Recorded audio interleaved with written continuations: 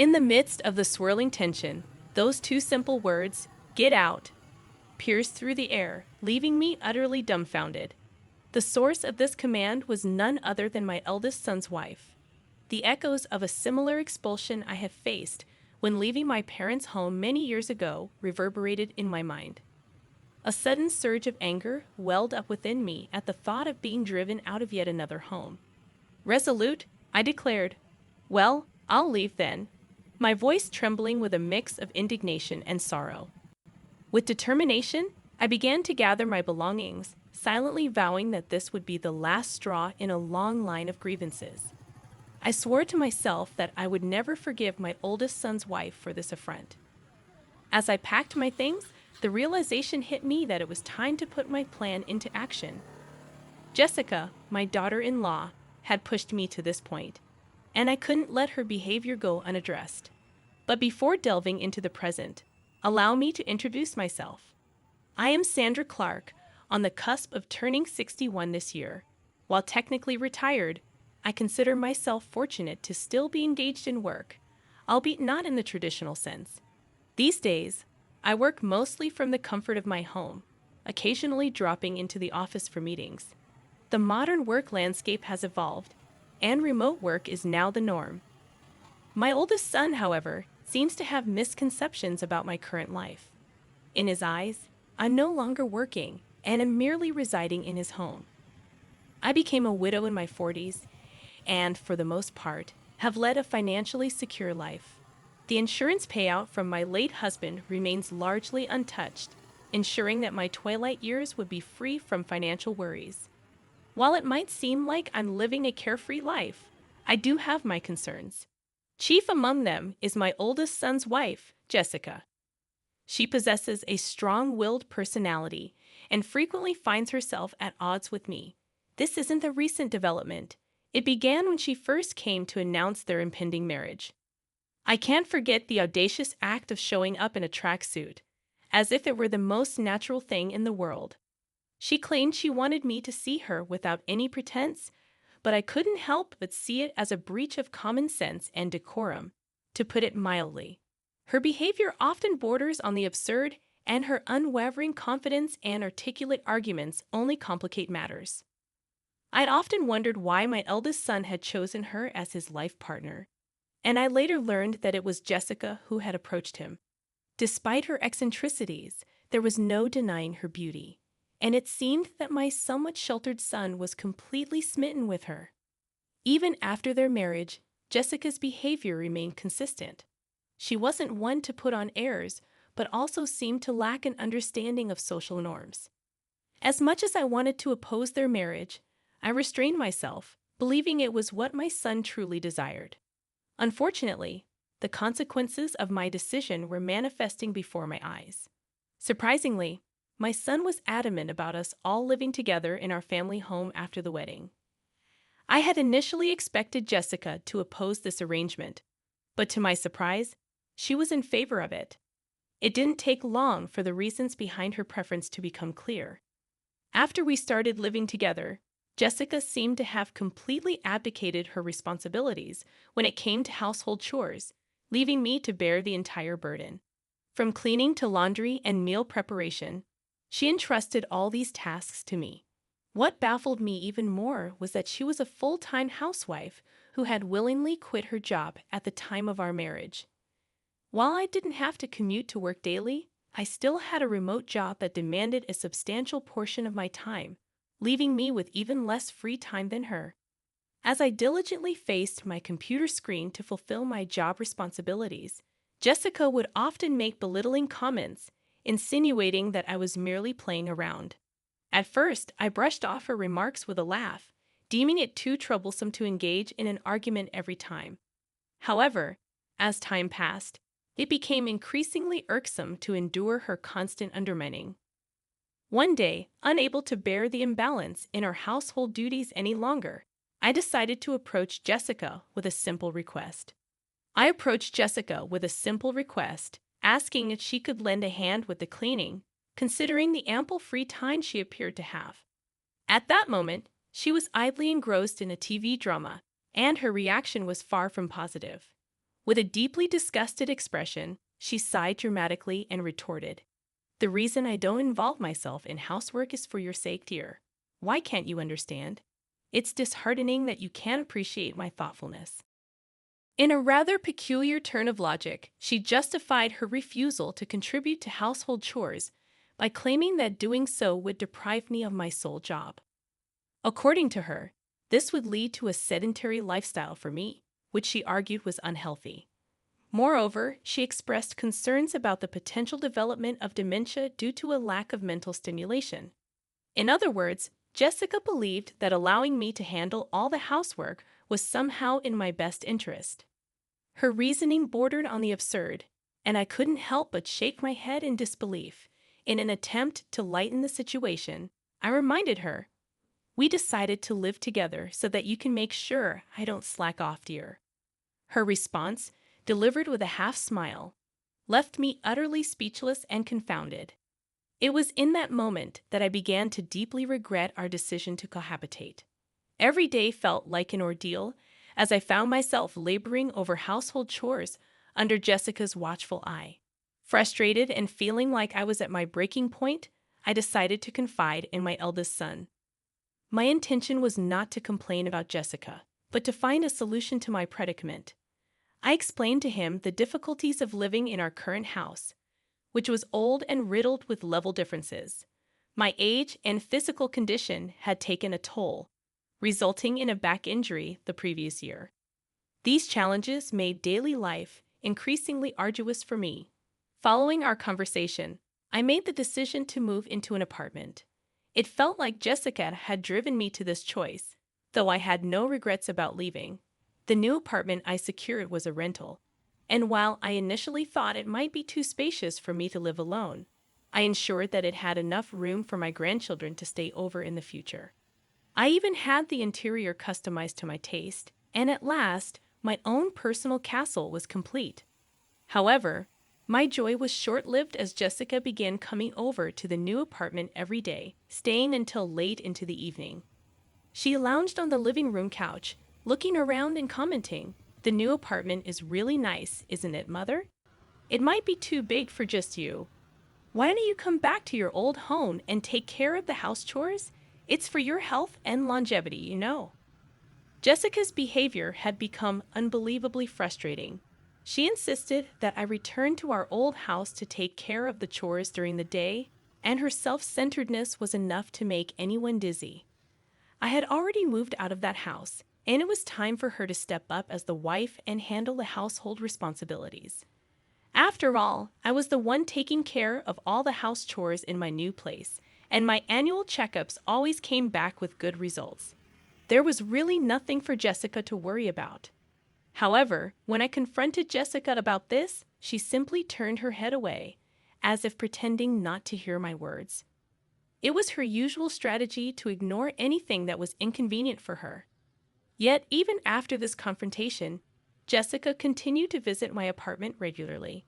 Just the other day, she casually mentioned that going back to the old house was too much of a hassle, and ended up staying the night.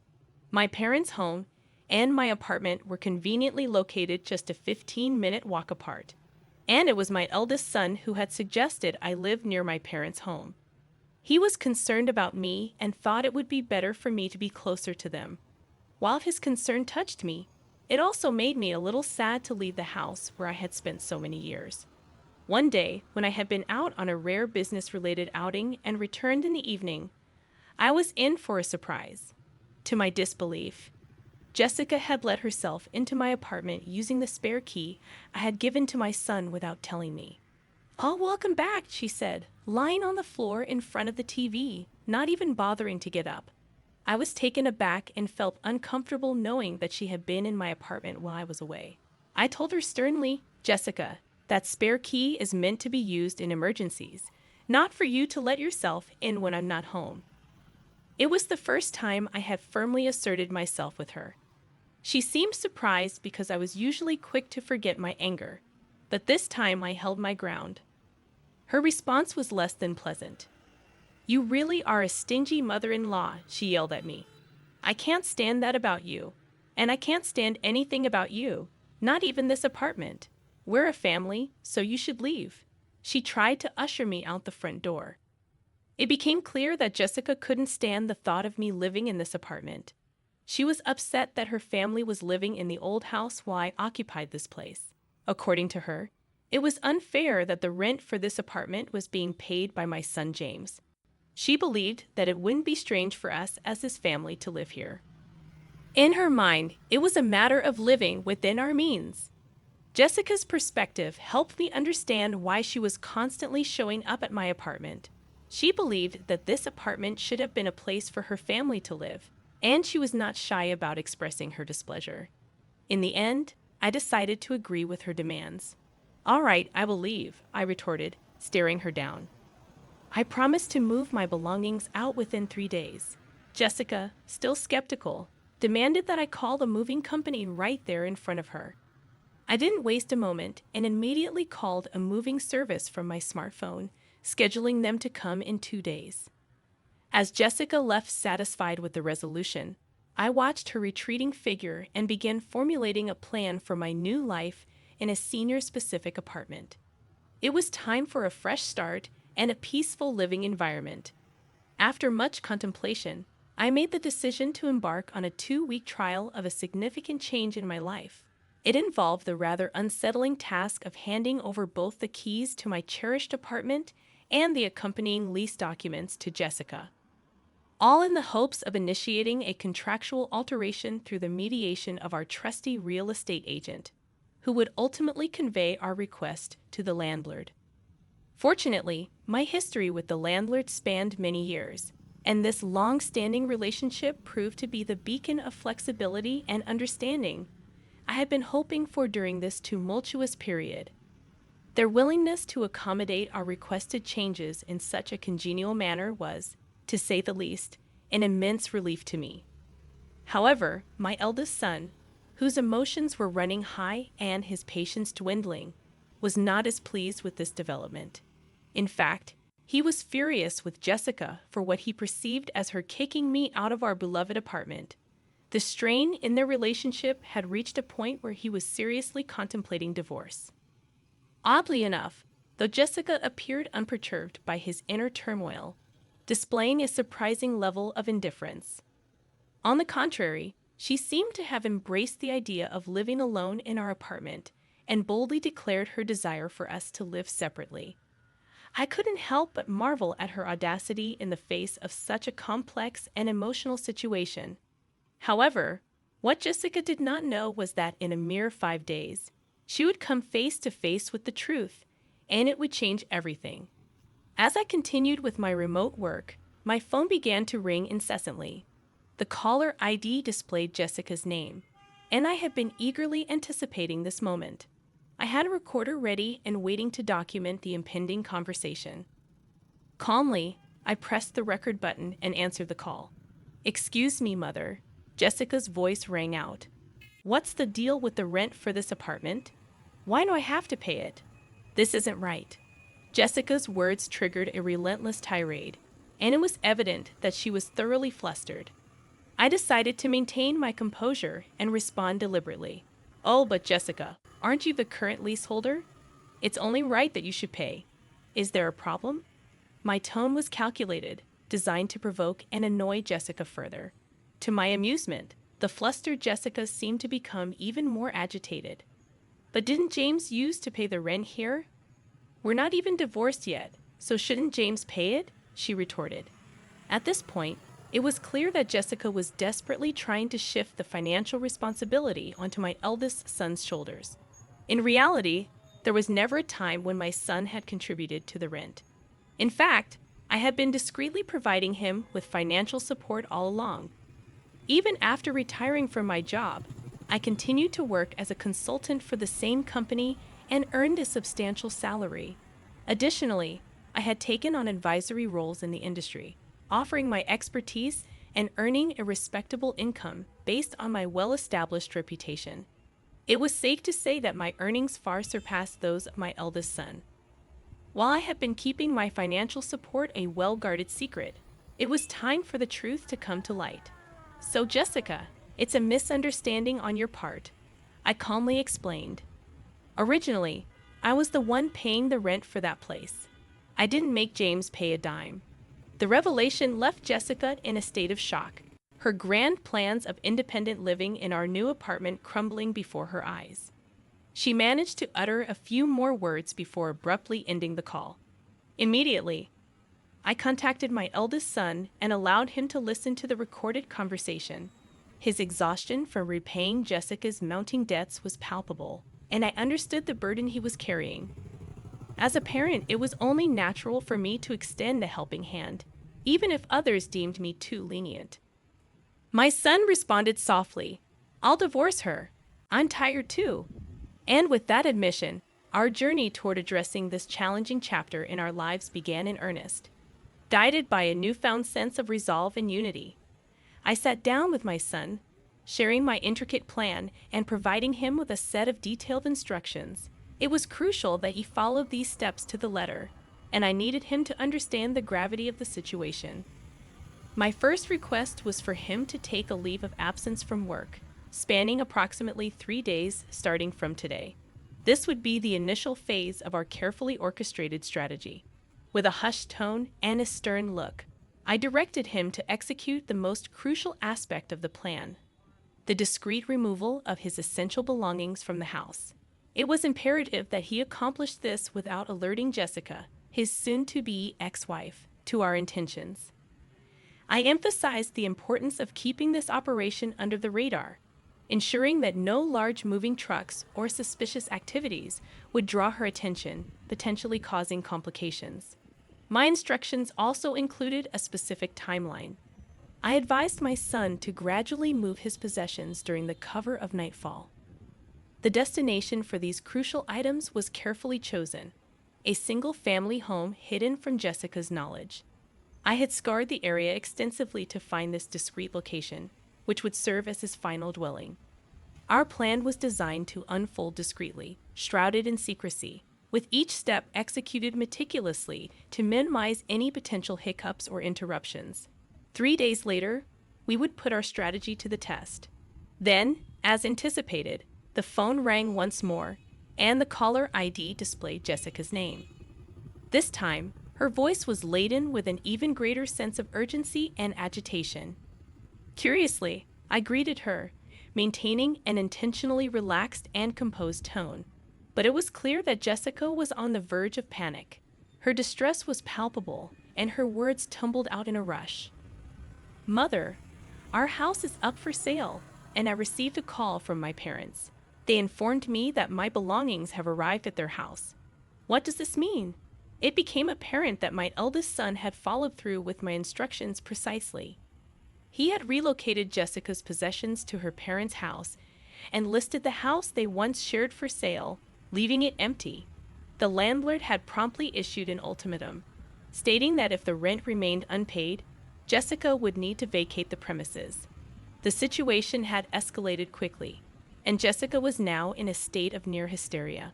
With a sense of finality in my voice, I responded, "Jessica, there are a few things I want to correct." The time had come to address all the pent-up frustration and grievances that had accumulated over time.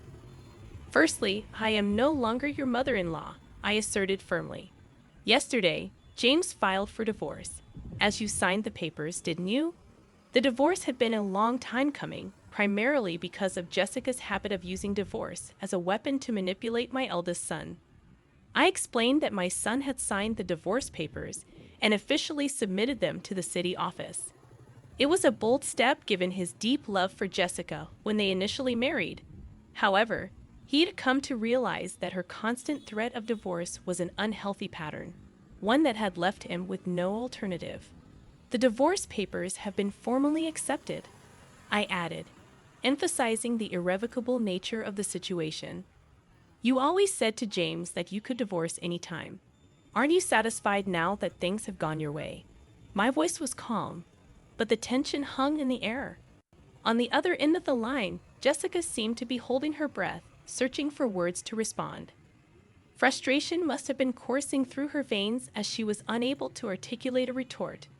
Moreover, I couldn't help but express genuine concern for her post-divorce prospects. I pointed out the practical challenges she would face, including her financial situation and the costs associated with relocation. "How did you even manage to pay this amount?" I inquired, genuinely surprised. Jessica's frustration was no longer concealed. It erupted into a tirade of anger and curses directed at me. In that moment, it was clear that our carefully orchestrated plan had unfolded precisely as intended, though the repercussions were unfolding in ways that no one could have predicted. She spoke of her union with my son in a manner that was nothing short of confounding. According to her, the marriage was a consequence of her late husband's inheritance, which she asserted was now under her stewardship. In a tone that pierced the air, she vehemently declared her inability to so much as budge a single penny from this newfound wealth. It was as if she had been bound by some invisible financial straitjacket. The anguished cry that followed was a stark contrast to her earlier tone. Her grievances flowed freely as she lamented the unfortunate turn of events. It was evident that her matrimonial ties had been forged under the weight of insurmountable debts. I chose not to intervene, allowing my son to eavesdrop on this exchange, understanding that it might serve as valuable evidence in case of a future divorce. As Jessica's tirade continued, I patiently waited for it to run its course, a task that demanded significant endurance.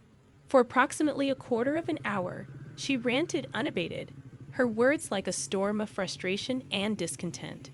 Then something shifted. The tone of her voice softened, and the anger that had once consumed her gave way to desperate pleas. She confided in me, revealing her disconnection from her own family, who had disowned her due to her profligate spending and borrowing habits. Tearfully, she begged for assistance, her voice quivering with vulnerability. As I listened, I couldn't help but feel a pang of sympathy for her, though I remained steadfast in my resolve to view her predicament as a consequence of her actions. Apologies and regrets, it seemed, held little sway over our relationship now. We were, after all, strangers, and there was little more to be said. With a curt farewell, I ended the conversation, finally exhaling a sigh of relief. However, the drama did not end there. My eldest son later informed me that Jessica had caused a scene at his workplace, leading to the involvement of law enforcement. Upon returning home, he discovered that she had been forcibly locked out of their shared apartment, with the landlord having changed the locks during her absence. It appeared that she had been attempting to reach us, but we had preemptively disconnected our phones and changed our numbers. Jessica's desperation must have been palpable when she found herself unable to communicate with us. She was left with no choice but to turn to her estranged family for help. However, her return home was met with a cold reception, as her family had left her belongings, which I had sent to them, exposed to the elements in the backyard. Adding insult to injury, the unpaid rent for her apartment had been billed to her parents, further stoking their anger. Rumors began to circulate that Jessica had found refuge in an apartment provided by an organization that supported the homeless. The stark change in her circumstances became evident when I crossed paths with her on the street. Her once vibrant hair had turned a ghostly white, and her skin had lost its luster, a testament to the stress she had endured. Observing her transformation underscored how profoundly living conditions could impact a person's well-being. It was a stark reminder of the consequences of one's choices. As for me, I had settled into a new life in a house purchased with my late husband's inheritance. It was a duplex, ensuring that my son could remarry should he choose to do so. We shared meals, but otherwise, he managed his affairs independently. The money for the sale of my parents' home was carefully preserved for future needs, earmarked for my son and his prospective wife, and of course, any future grandchildren. In the tranquility of my new abode, I nurtured an English garden, a long-held dream. On days when work did not demand my attention, I would tend to the yew trees and herbs, finding solace and purpose in their growth. This new life, brimming with hope, had become my daily routine, a testament to the resilience of the human spirit and the possibility of renewal.